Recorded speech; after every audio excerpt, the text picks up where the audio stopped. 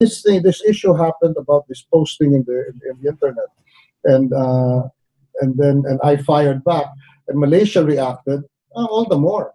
And one thing I don't like is, frankly, between us, is the almost patronizing attitude that our neighbors in Southeast Asia take towards our claim. Excuse me, I'm an old man, and I remember.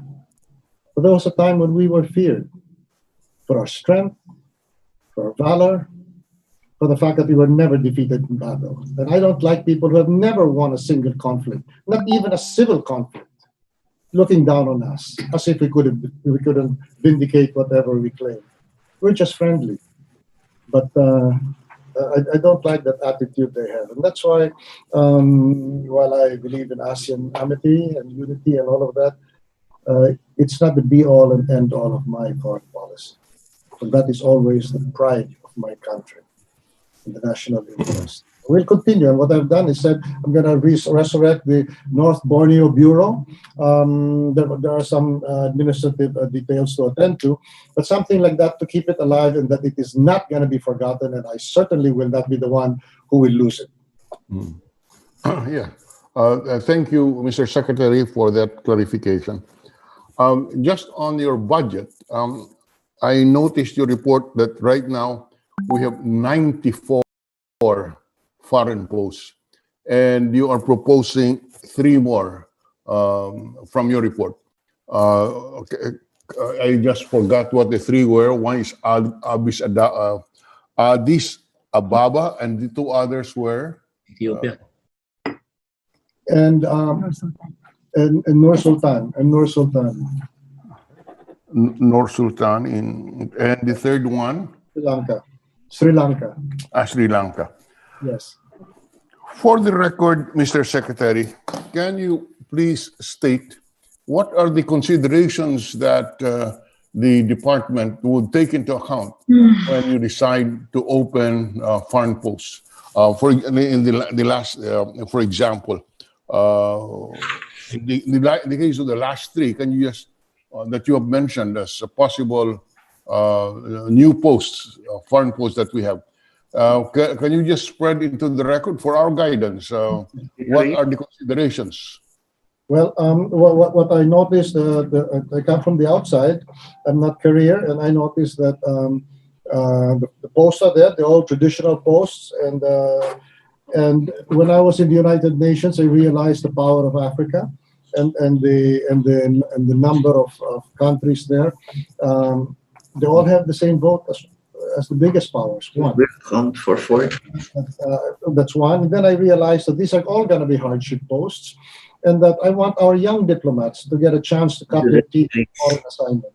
And this is where they will go. I mean, the other posts in Europe, these are comfortable posts. They have tremendous duties. We have people in Europe, and we have to attend to their needs. But I thought that we need to build up our core of diplomats, not only based on their tremendous intelligence and education, but on their experience. And there's nothing like posts in hardship places. Definitely, Addis Ababa would be one of the centers. I wouldn't mind spreading more across the African continent. Sri Lanka is a measure of our. The president of Sri Lanka came over, and it's a measure of our amity with Sri Lanka. So the exchange of promises was made, and that's one reason it's there. For the others, Nur Sultan, I'm open to.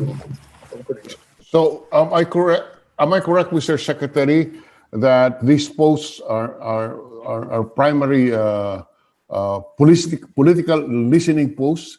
I don't recall that we have much of a commercial activity in these 3 countries, nor do we have a significant number of overseas Filipino workers.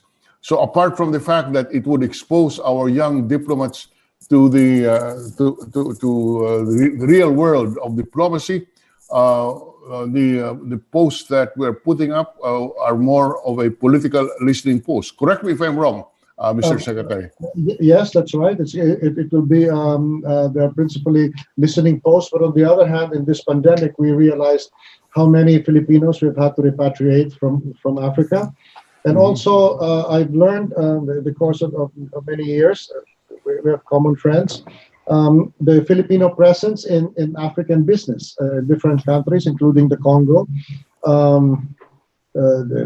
For example, the Filipino jeepney, which is apparently going to disappear from our historical sites and practices and traditions. It's very strong in Africa, and they are Filipino. I have talked to businessmen and I've asked them to in my travels, personal travels, and they said, "Where are you?" They wanted to take a picture with me. I said, "Why? Where are you going?" This is going back to the Sudan. I said, "What are you doing?" "I have a chain of grocery stores." This is put a place to go. He says, "Aren't you afraid they'll kill you?" I said, "No, they're not going to kill me." They know that Filipinos put up these stores, they put up these businesses to make life easier for them. And believe me, all sides in a civil conflict protect us. So we're a very entrepreneurial race. We're all over the place, and in places that other peoples will not want to work in, either on their own account as entrepreneurs or as wage workers, we're there. And I think Africa is there. And the experience of China, which has been Howard French called it in his book, China's Second Continent, Africa, it's really booming. That's what's happening in Africa. So we've heard the horror stories about Africa, but it's bouncing back. Not just bouncing back, but rising higher than it ever did under the colonial powers. And there's enormous wealth there and many opportunities for us. I'd like us to come in on the ground floor. And nothing like our young diplomats to do that, because they're full of energy and courage and, inventiveness. Okay. Thank you very much, Mr. Chairman. That's all that I have on this on this budget. And again, thank you to the Secretary for the courtesy of explaining his budget to the committee. And I would endorse the later part, the submission of the budget for consideration of the plenary. Thank you very much, Mr. Chairman. Thank you very much. Thank you, Mr. Secretary. I was going to follow up, but Secretary Go has requested me if he could immediately come in, because I think he's got another appointment to go to. Secretary Go is recognized. Hi, sir. Ginawa niyo na akong secretary uli. Sir. Well, that's right. I'm sorry. I mean, I speak all the time with the president, and you there act as a secretary, and here you're a senator. So, thank you very much, and I'm sorry. Senator Go. Okay lang, sir. Bongo lang po, sir. Thank you, Mr. Chairman, Secretary Locsin, fellow colleagues, and other distinguished resource persons. I just wanted to express my support for your budget.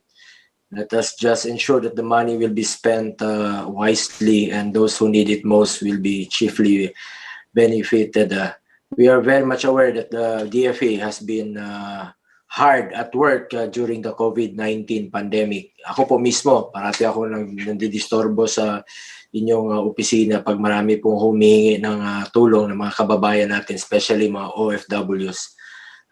As of early this month, the DFA has repatriated a total of 204,481 overseas Filipinos, both sea-based and land-based from around the globe.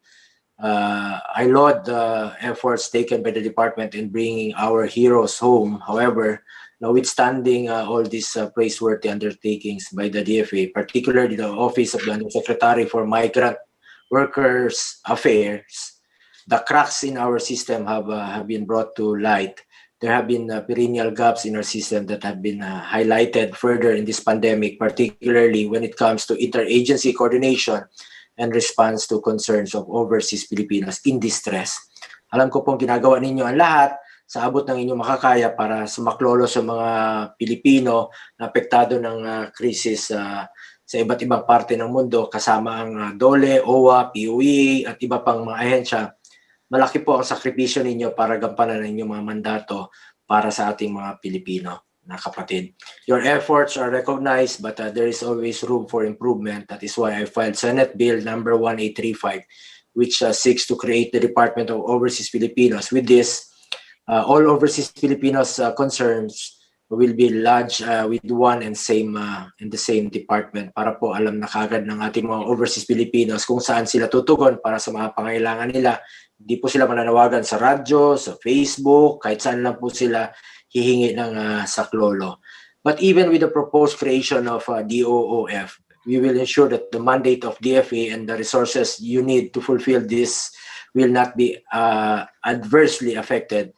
Ang gusto natin gawin ay mas streamline at responsive ang gobyerno sa pangailangan ng mga tao without taking anything away from the hardworking men and women of existing agencies such as the DFA. Moreover, I would like to commend the department for maintaining our diplomatic ties with all nations and safeguarding the independent foreign policy that our president has directed. Pagpatuloy po sana natin ang pagkakaibigan natin sa lahat ng bansa. Again, Mr. Chair, I fully support the budget of Department of Foreign Affairs and continue to applaud all your initiatives during this very difficult time for the country and for the world. Thank you, Mr. Chair. Thank you very much, Mr. Senator. Thank you so much for your kind words. The credit goes really to all our frontline workers, including those in the Department of Labor. They're working seamlessly together. And also, in the beginning, also the Department of Tourism, when we were not just repatriating our people back, but helping foreigners stranded here, and I guess the word is expatriating them back to their home countries, something that their foreign ministers later told me, you have no idea how much goodwill the Philippines got, because frankly, you know, you travel, as far as we're concerned, the foreign minister said, you travel abroad, that's your problem. Getting back here, well, that's your problem. And suddenly we see you bringing our people back to us by every means you can. And I'd like to thank Secretary Berna Romulo Puyat for that, because she really went out of her way, and she deserves a lot of credit for the goodwill we have acquired abroad because of the extra measures we took, not just to bring our people home, but to bring other people back to their countries. Again, thank you very much, Mr. Senator.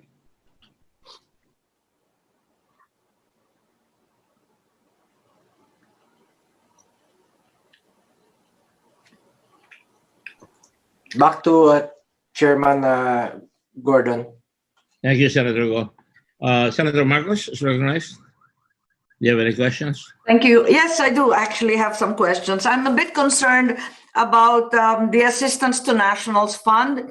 I know that we've maintained this sum at 1 billion year on year, but this year, of course, as Senator Go mentioned, has been unusual. And I note that almost 70% was already disbursed as early as June of this year.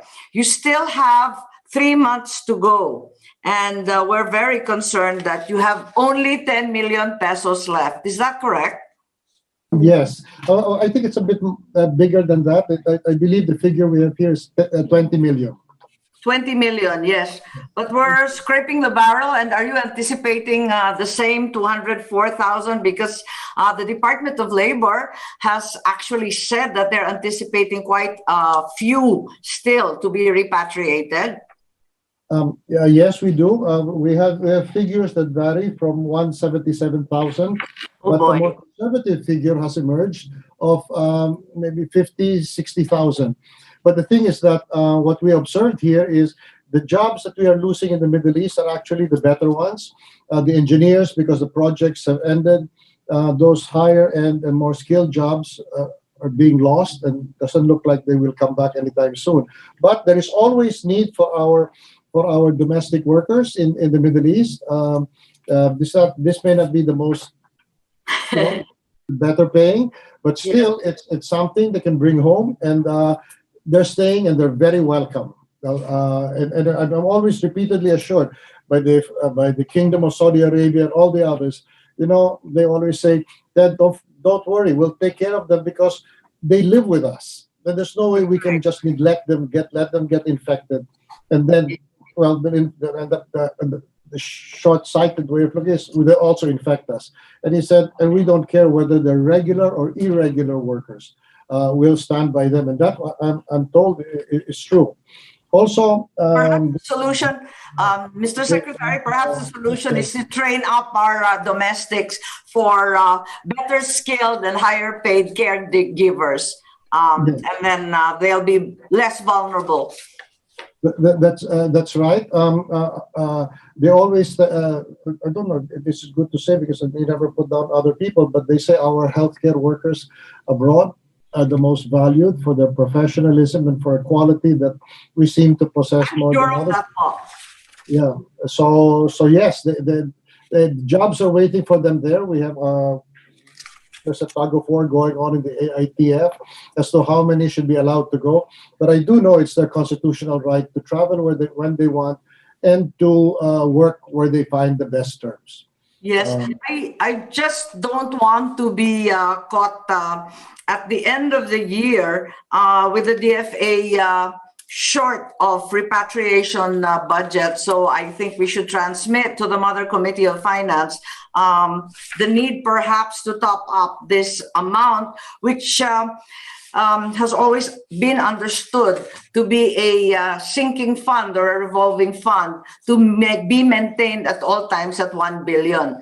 And given the COVID crisis, I think it is important that we do so. The other concern is that the Senate recently approved on third reading the bill expanding the use of legal assistance to include not just migrant workers, but also all overseas Filipinos.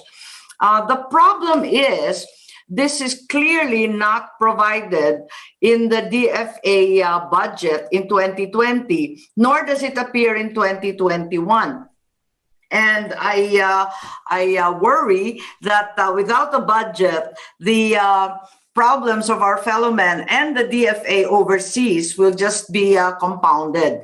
We've just passed it, the Legal Assistance Fund. It doesn't occur in 2020, nor in the projections for 2021. I think we need to allocate something for that. That I've been given two figures. Waiting for SARO is 820 million for the augmentation of the ATN fund under the Bayanihan 2 program.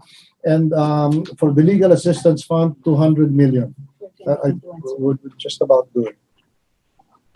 Yes, yes, I think we shall have to transmit that to the Mother Committee to make certain that these amounts are released expeditiously as they're definitely necessary. I noticed also that the FSI, the Career Development Arm of the department, has suffered a reduction of 41.5%. That's quite a large amount, but I was reassured by one of the finance people that this is due to the fact that there were last year non-recurring terminal leave benefits and the exclusion of unfilled positions. Are you going to be able to operate the FSI less 42%? Yes, Director. Yes, may I refer this to Director Balatbat? She's more cognizant of this issue. Ma'am, please. Thank you very much, Senator Marcos, for your interest in the operations of FSI. And it's true that we have a big reduction in our budget. It's mostly because our congressional initiative was not released by the DBM to us. Yes. These were reallocated to COVID-related expenses. So we are hoping that with the support of the Senate Committee on Finance, we could restart the programs that had to be discontinued this year. What sort of programs were they, Director Balatbat? Because somebody else told me they were just terminal leave benefits and so on, and that you didn't really need the amount. But now you're saying that you actually need these, except that they were for later release being congressional insertions. Your Honor, they're supporting our programs for foreign language training. That's one of the... Oh dear, that sounds essential. That doesn't sound like a non-recurring effort. Yes, ma'am. Okay, so if you would give us your priorities so that we can look for funds if that's possible in these very difficult times. But I think a 42% reduction is a bit drastic. So I was quite alarmed by that. Thank you for very your much, support, Director. Madam. Sige po. I also wanted an update on the e-passport project because there's a multi-year allocation for this. I know that this obligation has been ongoing for several years, but I recall in 2019 there was a controversy on a previous contractor who committed passport data theft. Were they held accountable? Were charges filed? Is he still our passport printer? No. From that time, this is what I recall. It wasn't that. It was because the contract had terminated. Yes. And we were not. Apparently, there was another group that had wanted to come in under the previous administration, and so they said, well, if you don't want to renew it, then they let it go. And because it was not attended to, the data was lost in their system. Nothing was stolen. Okay, so it was just lost. So it was just sheer negligence from the transfer or non-renewal of contract. I'm glad you brought that up. Yeah, there was a bit of negligence there. And also, as I said, if you lose the contract, I can imagine the part of that contractor as well, since you didn't renew it, take care of it yourselves. And that's what happened. But the data was not stolen. And it's being reconstituted even as we speak.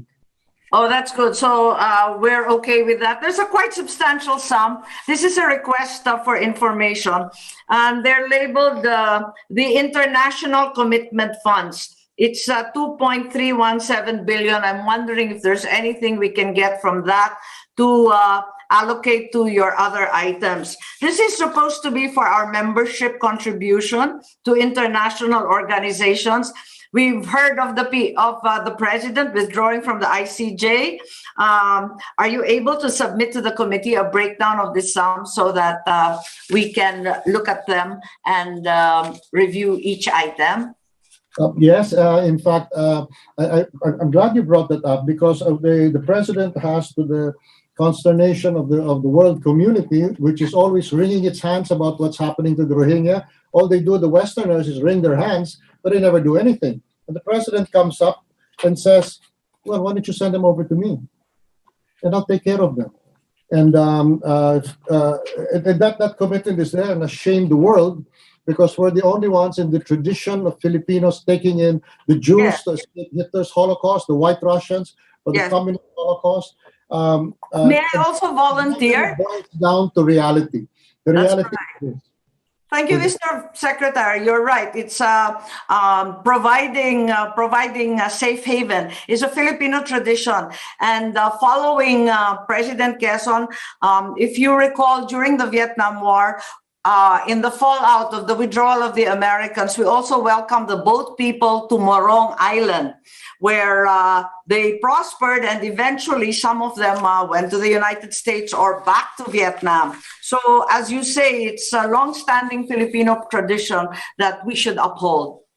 Well, ma'am, I might add also this, that it's to the credit of your father that when the big powers stopped fighting and they abandoned everyone they involved in their fights, he opened the Philippines to take them in because it wasn't, it wasn't as benign as sometimes people who fought that war like to make it seem. They were just left to themselves. They were boat people, and we took them in. Many were killed by pirates in the South China Sea. We took them in. And to this day, there are many, I meet ambassadors who were here at the time of your dad and who say that a great part of their memory and their hearts is in the Philippines because of what we did for the Vietnamese boat people. And many of them are now in San Francisco. And that's right. Others went to worse places. Those who ended up in Hong Kong were treated like trash. But those in the Philippines have new lives. So that's something we want to do. Okay, on the question of international commitments, I remember when I was new in the UN, and then I was called in to be congratulated for our contributions.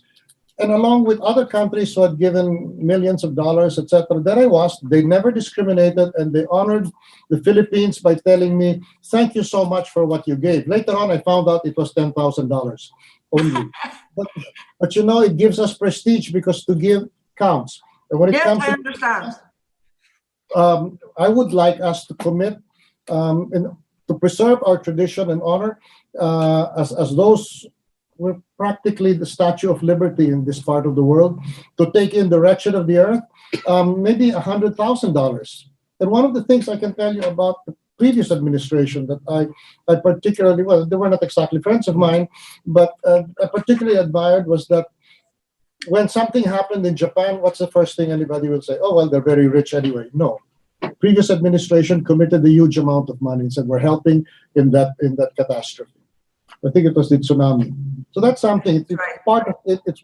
It's our prestige, and this is something I said we have to maintain the legacy of the boat people.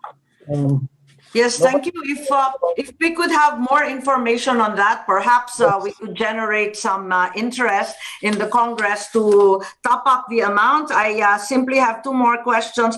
One is a level of concern about the Presidential Commission on Visiting Forces now that it has been restored. I understand that the budget has been moved from OP and now it is with DFA, but I don't see any sum dedicated to the PCVF in the budget for 2021. I believe there is a sum there of 28.09, but I said to reflect the fact that the DFA has been abrogated. What I did on the instructions of the president when the power vacuum was created by the abrogation of the DFA was, greater tension in the South China Sea between the two great powers. Yes. And then I said, I told the president about this, and well, suspend the abrogation.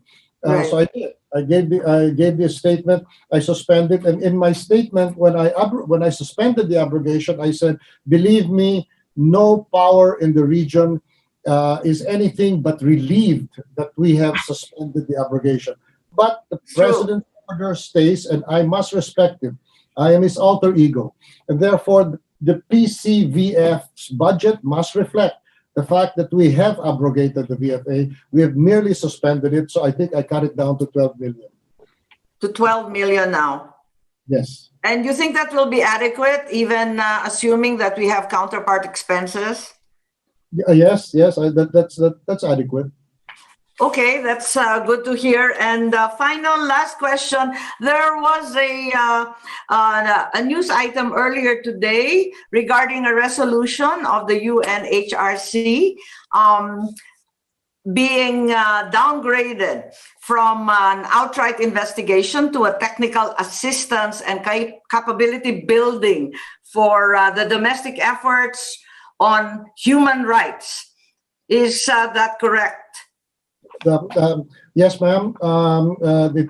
When I came into both the UN and then later as SFA, my argument was what's happening out there. One is some of the figures are completely incredible. Yes. The other is this. It's not in our interest to let these things happen. If they happen, perhaps we were. I used the metaphor. We were cleaning with a dirty broom. And we all had experience with that. There may have been mistakes at the beginning, but I said what we need is technical help. Of course, the Agnes Calabard and the crowd just wanted a lynch mob, but I said, no, I'm not going to cooperate with that. We need help, and we're willing to do it, but we're not going to ask for help and get it, but it will be in the form of people coming in who already prejudged what happened in the Philippines. I said, no, if I see any of their faces, I myself will block them from coming in. What we need is technical cooperation. So I brought this case to Vienna, where we have the technical people on drug control are there, mostly led by the Russians. And then and from there, it started to creep on that perhaps instead of naming and shaming, especially without evidence, why don't we help them? Because I said, do you think it's in our interest to fight drugs? If we were really bad people, if we were bad people, we would promote drugs the way it's happening in certain Central American countries. No, we're fighting the most lucrative business in the world. And we're doing it because we want to end this scourge. So please help us. And now they're listening. We took a beating before, but Yes. I said nobody is to attend a single National Day celebration, a single cocktail. If you really want to get drunk, you buy yourself a bottle of gin and drink in the office. But nobody is going to any National Day until these people learn manners. And they did. And this is the result. So But that's we're going great. to have to do our part. We're going to have to do our part. Yes, congratulations then. So Madame Bachelet will not have an investigation after all. Yes, but we're going to have to cooperate in getting the capacity to address the drug problem in a way that is, I'm sure that will be helpful in any case, particularly for our law enforcers and even the barangays at the grassroots level. They would welcome that since many of them have very little drug training, in fact. Thank you very much, Mr. Secretary. That was very enlightening. Thank you, my Vice Chair Gordon, for the generous amount of time. You're welcome, and thank you for the good questions, very good questions. We acknowledge the presence of Senator Gatchalian. Senator Gatchalian, do you have any questions? Senator Gatchalian? Sherwin? Senator Pacquiao, do you have any questions? Senator Pacquiao? Well, if there are no questions, I'd like to ask a few questions myself. Thank you very much, as usual, Senator Locsin, for the very candid and very clear way of answering the questions. Obviously, Sabah will always be part of our assertion. It may not be very actively pursued or loudly pursued, but nonetheless, it's going to be there. Do you see any end to this, or are there any efforts being made to try and see our way clear in getting back Sabah? Yes, it was put in the back burner with the assumption to power of the Aquino administration, and it was never put forward again. So I think because of the cavalier way we were treated in that incident, on just a casual mention of what's our claim, as if it was already part of another country's, I think I slapped them back hard enough for them to realize, be careful. And then, of course, there were appeals to ASEAN unity. I said, you know where you can bring ASEAN unity? You can shove it elsewhere, because my country first, ASEAN unity somewhere far behind. And I think once we've made that clear, then people will start, taking a more realistic view that we are not a country to be ignored. We are certainly not in the region of great powers, except for China and the United States.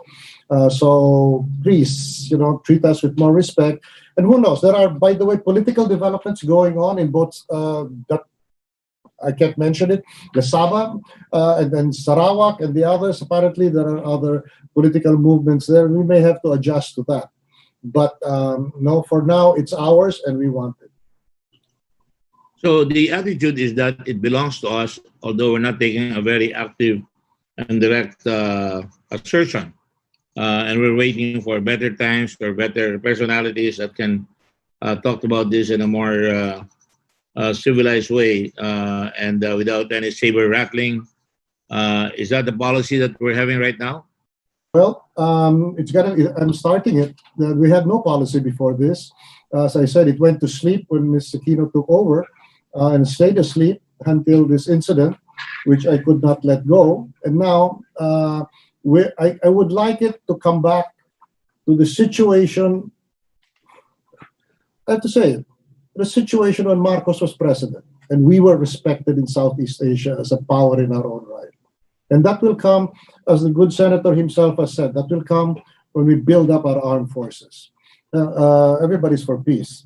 But remember, the good senator himself said,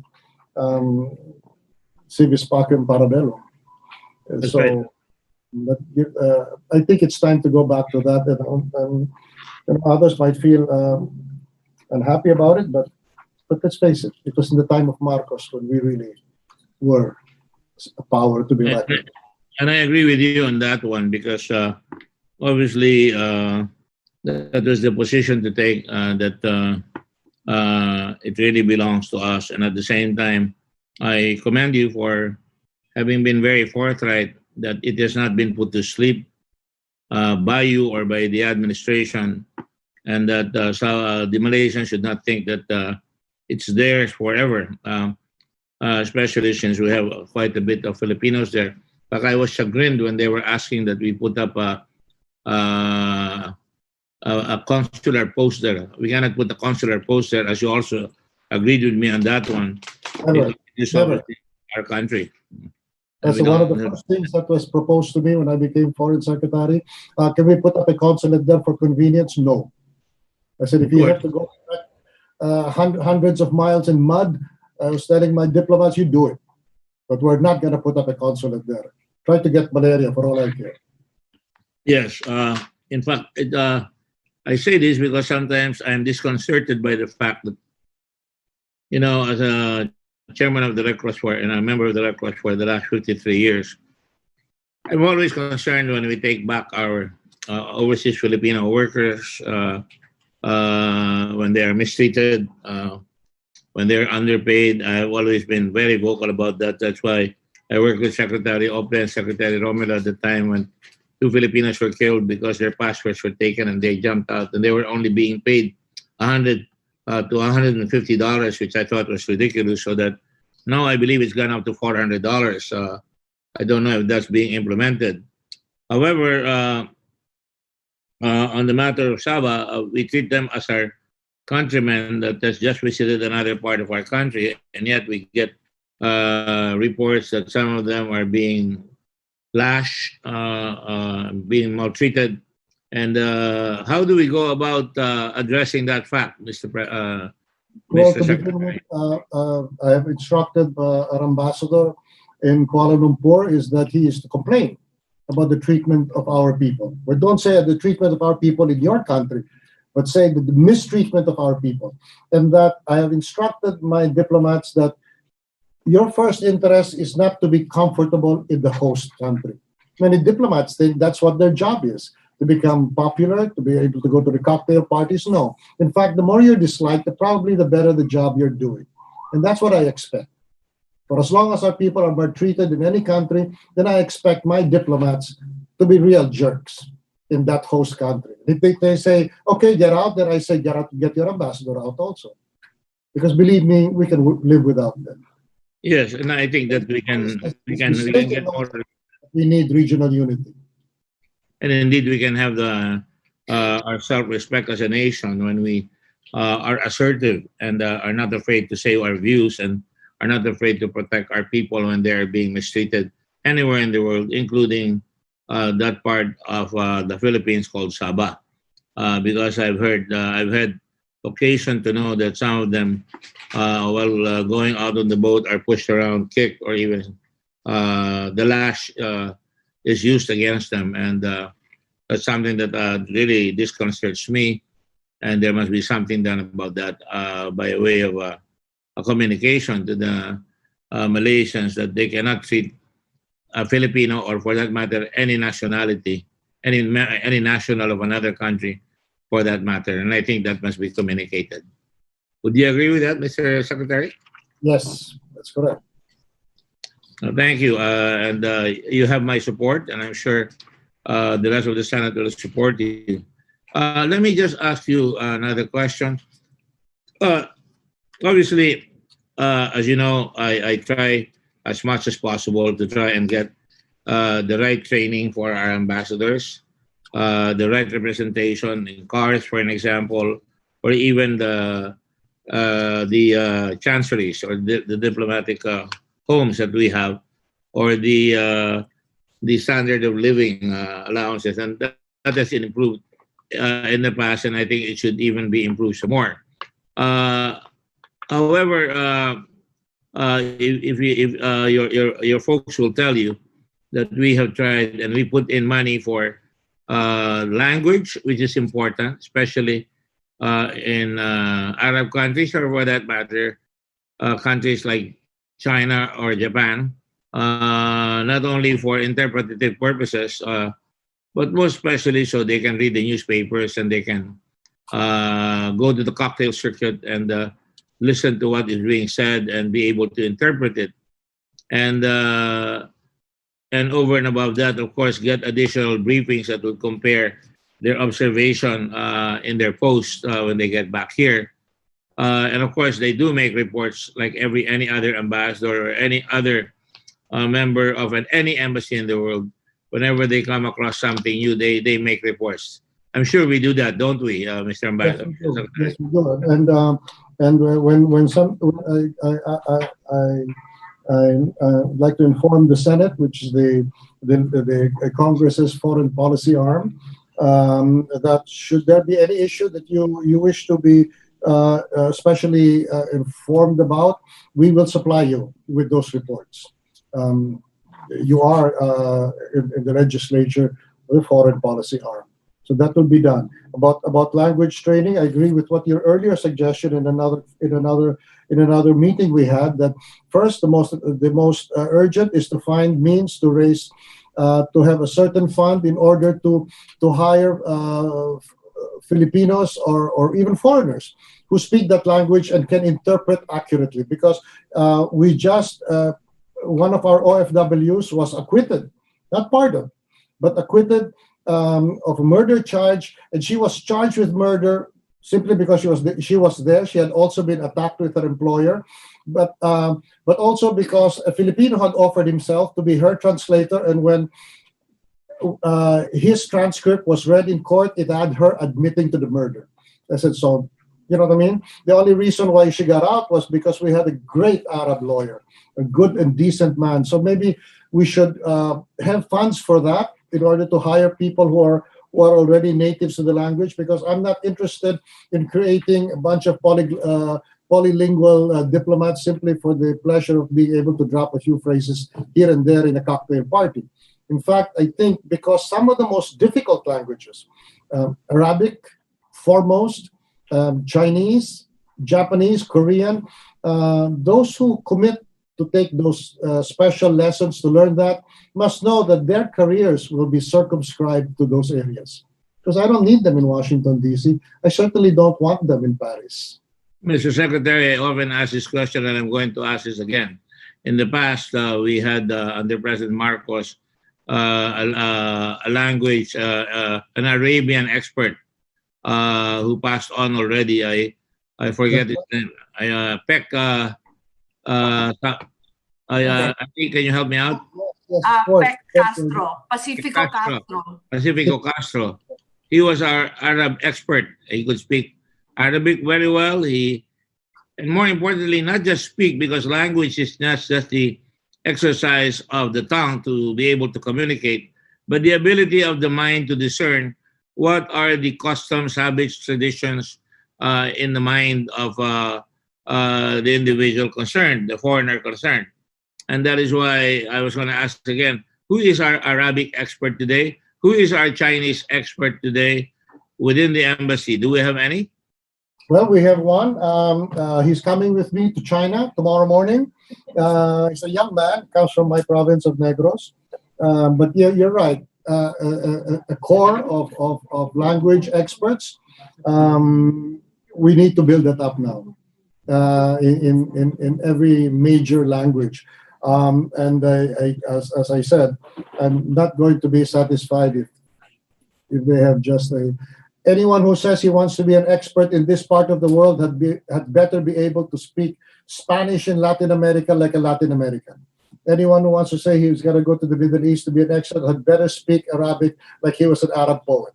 Other than that, I don't care for people who learn about foreign cultures by reading books in English, because the language reveals the soul of that area.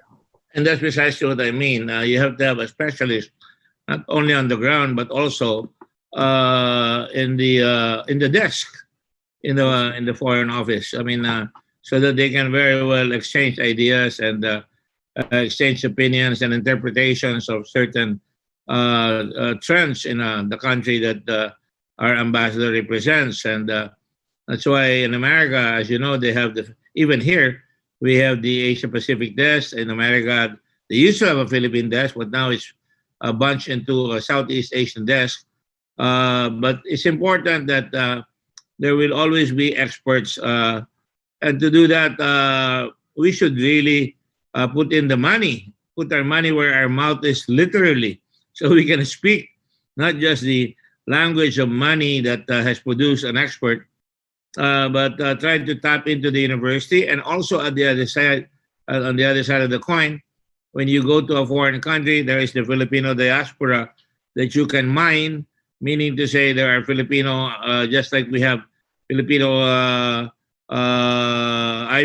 Ivory Coast basketball players like in the Ateneo and other places. They have African Filipino players. We should have African Filipino youngsters whom we can have educate and then have them join the foreign office, and then maybe get somebody who was born or who grew up in Saudi Arabia or any of the countries of the Gulf, etc., so that we could use them both at the home desk and at the same time send them to the embassy and even pretend that they don't speak the language so that they can get more. I think that's important. Don't you think so, sir? No, that's exactly what I'm saying. I think that we should, the academic requirements for diplomatic posts should be made more flexible, so you can get, as you said, say people who are worked in the Middle East, or like the young girl who was acquitted. She was born in the Middle East, grew up there in Arab schools. So why, although her academic background is not the same as ours, probably better, there's no reason why she cannot be incorporated into the diplomatic corps. You just have to open, because that's what we are. We're foreign affairs. We're not, we're not here to project our own academic system. But if anyone shows any proficiency, they should have the same chance to serve their country with their expertise. And it happens to be a foreign language with which they grew up. And believe me, nobody can study that. That's correct. And I think we offered you a study on how we can do that. And you'll get it. We don't need legislation to that. And even if we do, we'll try to do that. But at the same time, I think that is a policy that you yourself can expand into. And if the necessary funds are required, this representation being the sponsor of the Department of Foreign Affairs, you and I can take a look at where we can get some more money to allow us to be able to hire these people right away for starters, and then get scholars later on to be sent in certain places, so that when they come back, they know the history, they know the culture, they know how not only to speak the language, but they know how to read the mind or the trend in a foreign country, because this is very important, particularly for China, particularly for the Middle East, where we have so many people out there, or for that matter, in a place like Kazakhstan, where we can get some more oil, or whether we can send some mangoes or other things to export. I think this is very important. And I would be favored if you would give me some sort of a listing of what we would need. And I'm sure we can get the support of the Senate, especially if we're able to explain that this is a very, very important addition to the armor of diplomacy of this country. That's right, sir. I'll give you that study, and you and I can go over it and see how we can, and to the extent the administrative code does not allow us, then I'm going to ask your help, with the help of the Senate and my friends in the House, to see how we can make it part of the DFA system legally.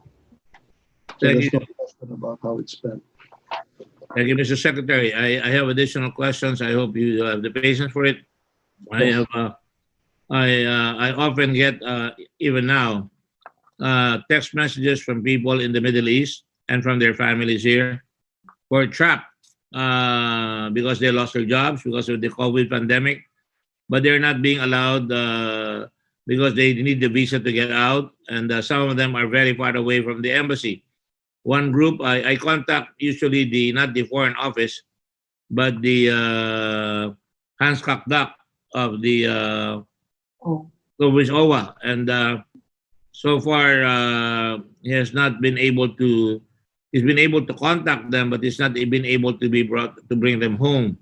And some of them even have infants because both of them went there and both of them lost their jobs, and they have a infant daughter and they have not renewed the passport. Now, this is a little thing that I think we can talk about to us, within us, but it's really a big thing for our families here who are anxiously waiting or hoping that they would not get sick of COVID and die there in a foreign country. Is there any way we can get to talk to the OWA and the DFA to make sure that we can get them out faster? I'm aware that many are still left in that situation, and the Senate would like to know how many are there so that we could support the DFA in their efforts to try and get these people back if they have to go back. Well, I'm going to give you to Sara Areola, who can expound on this more from direct experience. We have an estimated number of 25,184 stranded Filipinos.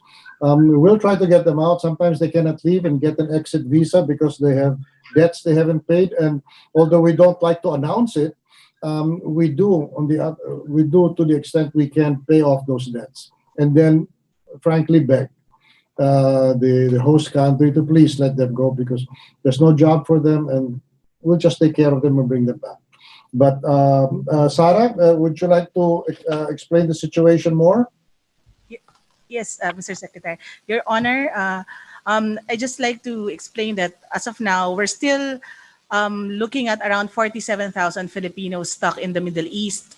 47? Around 47,000, Your Honor. Wow. Many of them, we're just waiting for our SARO. Actually, we'd like to thank the Senate for giving us 820 million for an additional assistance to nationals fund for this year alone to be able to respond to the COVID-19 pandemic. Unfortunately, unlike in the other regions in the Middle East, almost everyone is under kafala, the sponsorship system. And they cannot come home unless they're allowed by their original employers. Some of the employers will ask us to pay for the deployment costs, which as of now, we're also doing, but of course, quietly. Because if we don't do that, we won't be able to bring them home. If Your Honor if you have OFWs who want to come home, please let us know and we will ask our embassy to go to them if they cannot go to the embassy, Your Honor. But as long as once we get our SARO, Your Honor, we will resume all our flights because we've been chartering already a lot of flights. We've already chartered 57 flights using our original ATN fund. Most flights were from the Middle East, Your Honor. But there are more and more people who become jobless, and there are a lot of people who do not have who became undocumented because they do not have jobs anymore, and their sponsors already let go of them, Your Honor. But the repatriation cost, I don't know if this is correct. From the standpoint of beneficiaries in legal assistance, you have 5,461, and the amount involved is 118,600,000. Which only applies to 58.7% to total. Is that to total funded, or what does it mean? Your Honor, as of September 30, we only have around a little over 19 million left for our assistance to nationals fund, Your Honor. And but we brought home more than 208,000 Filipinos. We are expecting at least. We tested them all in the Red Cross for COVID. We were really, really overwhelmed. So I was wondering what was happening. But we tested over 190,000 to the from the Middle East for COVID. But you say you still have 47,000 left, and it sounds like you don't have any more money. And I don't think we should allow this situation to simper. And we should try and get DBM to try and release the necessary SARO so we can get them home. Of course, the other thing that I was going to suggest is the kafala system. Is there any way we can engage in very, very stern diplomacy to try and get rid of the kafala system? Unless this is being done in other countries, I know it's going to be difficult. But is there a way we can moderate the impact of the kafala system, for example, during these emergencies?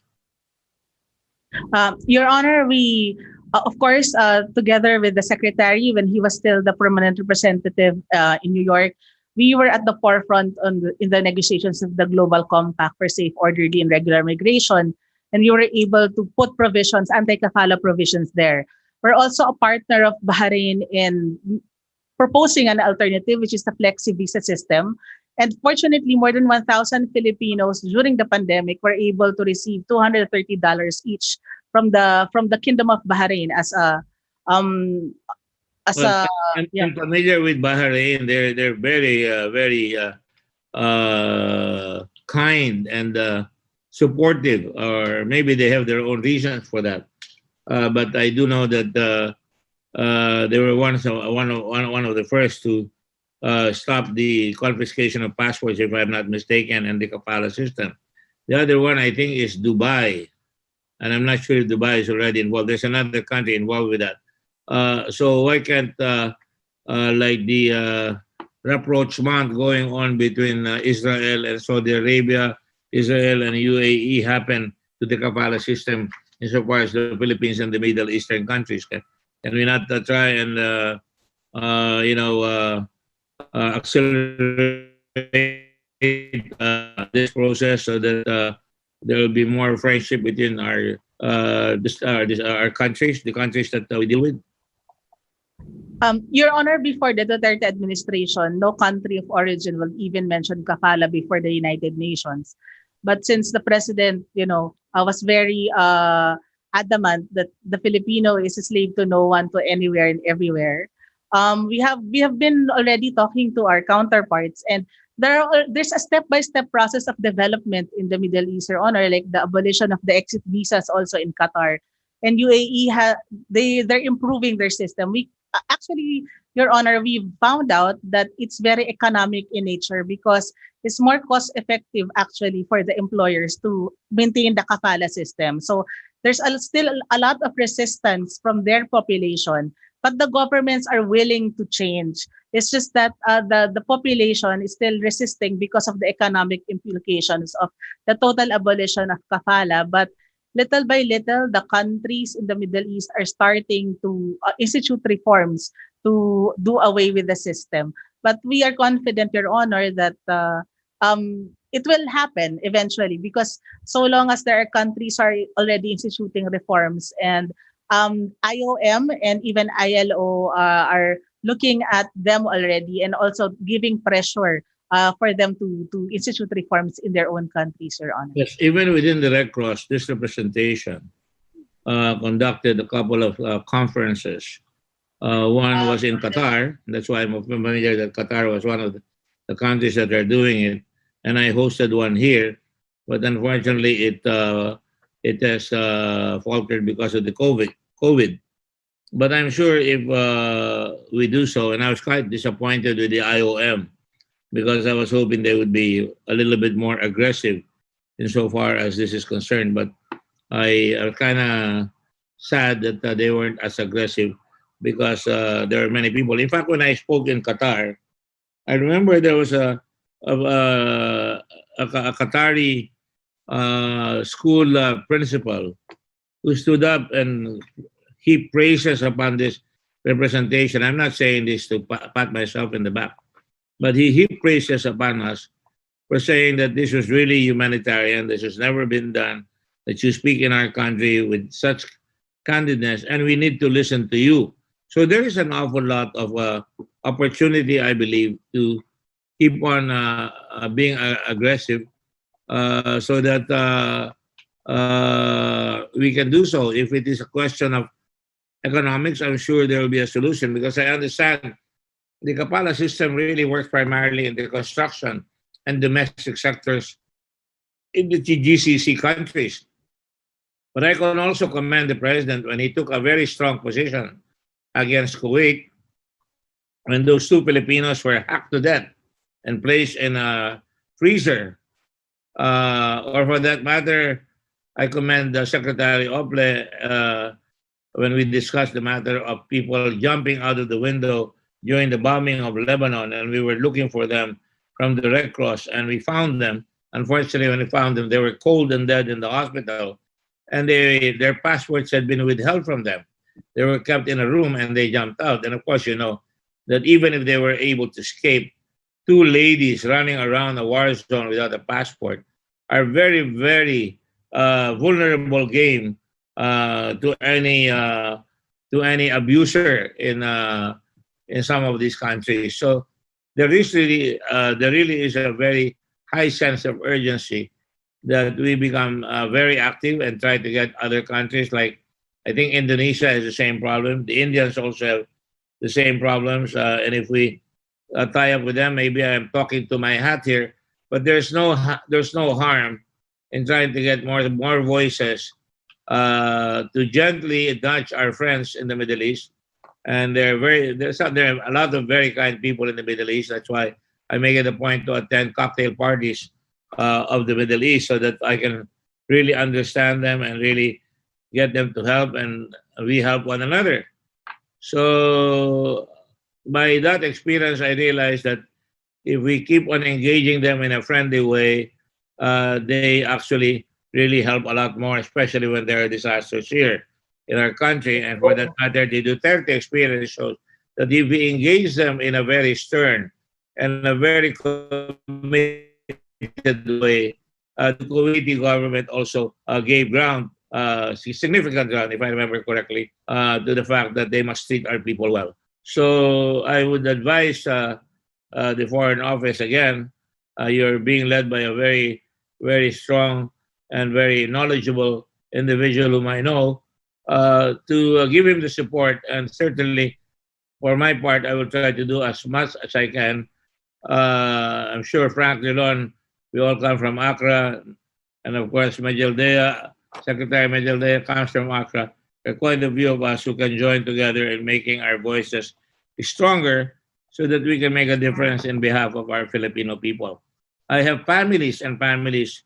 I think in Al-Dahar, if I'm not mistaken, it's in my phone.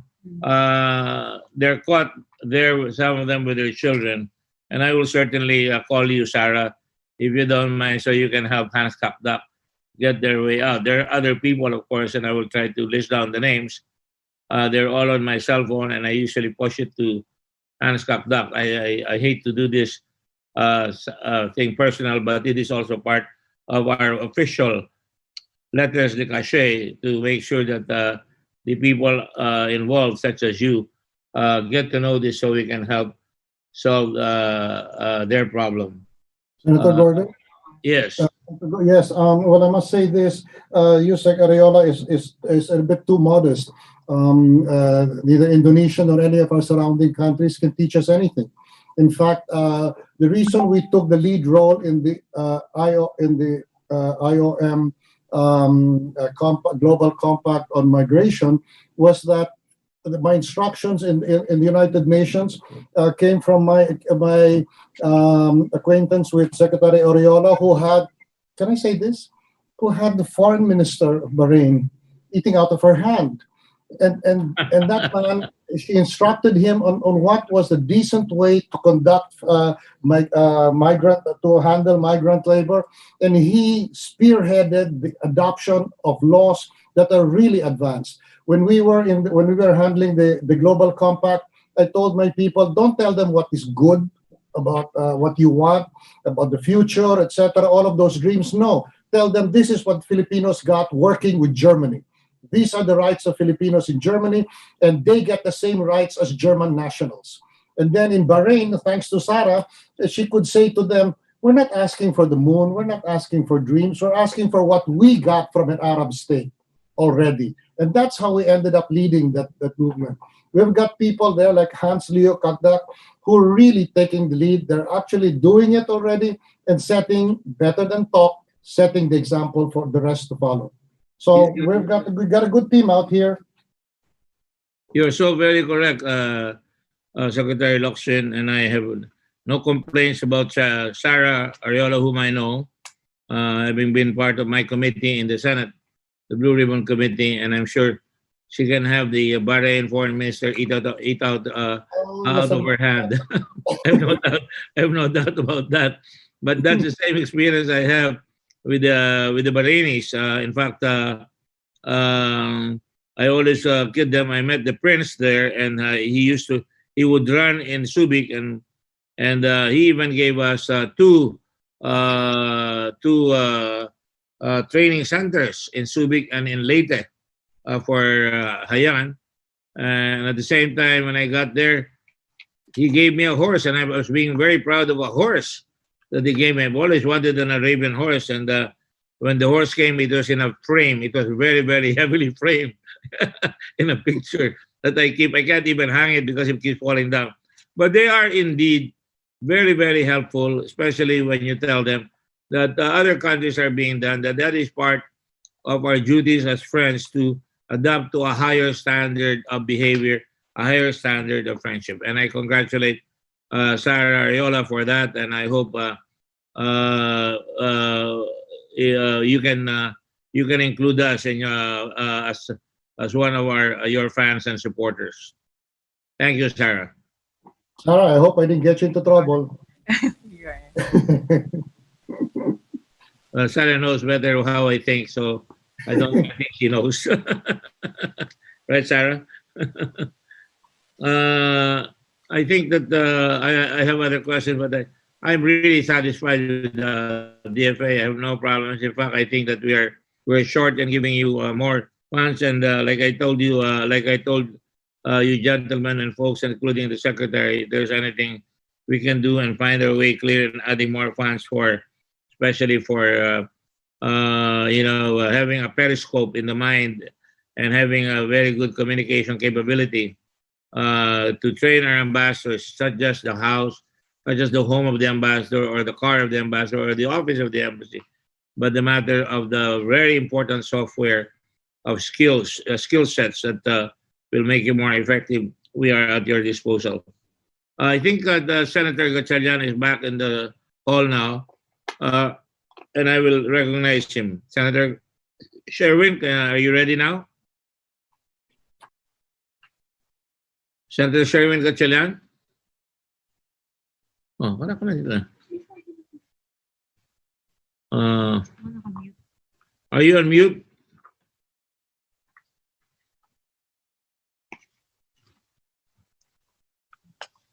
I don't think he's here. Are there any other questions in the air? Who would like any questions to ask any questions of the Department of Foreign Affairs? If there are none, Senator Marcos, are you still there?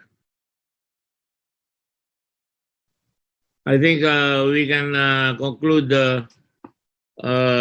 this hearing, and we will be now ready to approve the budget of the DFA and its attached agencies to be submitted to the plenary, subject to whatever funding we can possibly get you, so to make your jobs a lot more professional, a lot more efficient, and a lot more facilitative.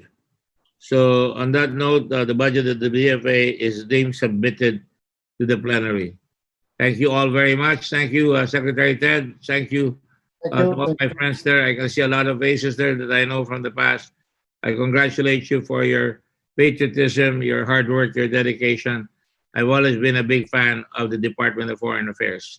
Mabuhay. Mabuhay kayong lahat. Thank you. Thank you. Thank you so much. Thank you.